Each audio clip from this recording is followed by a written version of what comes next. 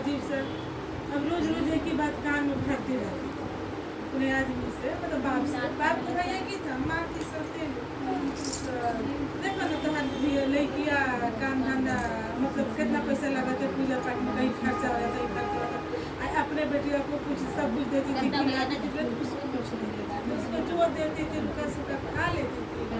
और खाने के बाद जो अपना जो पहनने को देती वो पहनती थी, अपना स्कूल जाती थी, आती थी पूजा करती, बस उसको वही घर का भी काम करती थी। अपने बेटी को आराम से बैठा के रखती थी महाराज।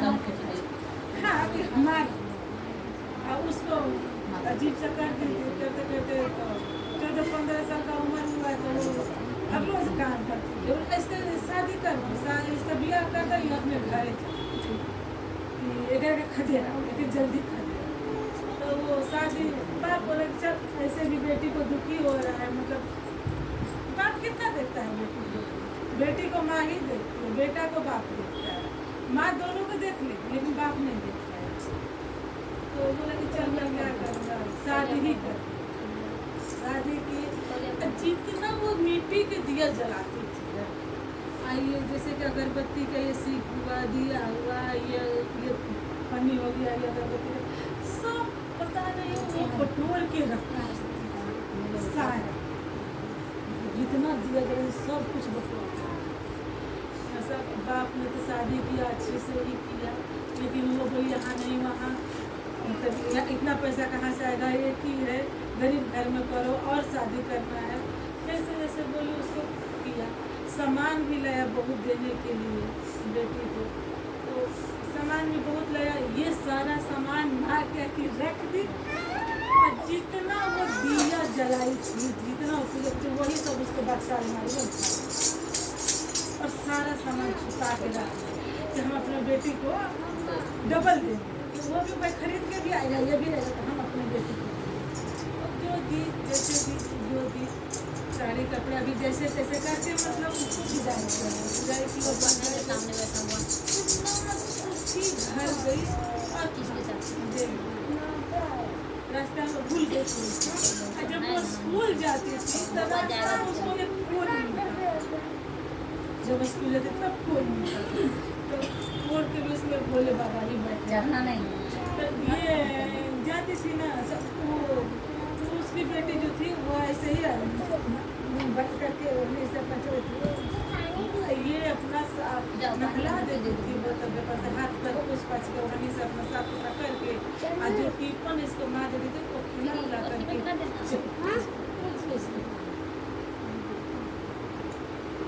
रोज किसका काम था। तो जब बाप लड़का खोजने लगा तो बोले नहीं वो कोरिया से करे, वो बहुत कोरिया पसंद है, कोरिया के रोज सेवा करे ले, रोज तो करे कोरिया से ब्याह, कोरिया से तो ब्याह कर दी। अब कोरिया के घर वो मतलब लेकर गए, उसी से ब्याह की, और वही जो सामान है सामान भी नहीं हो गई,